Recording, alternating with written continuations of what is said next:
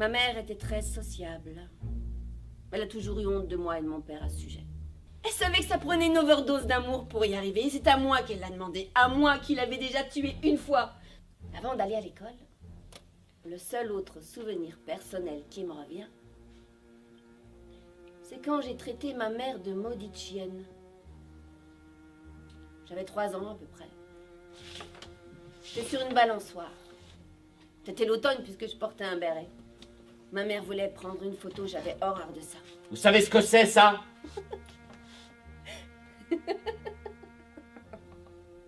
Un témoin oculaire n'est pas une hypothèse de psychologie compliquée. Non. Il a des yeux, il voit, il accuse. C'est vous qui allez me dire ce qui s'est passé. Il s'est passé quelque chose de très précis pour que vous en arriviez là.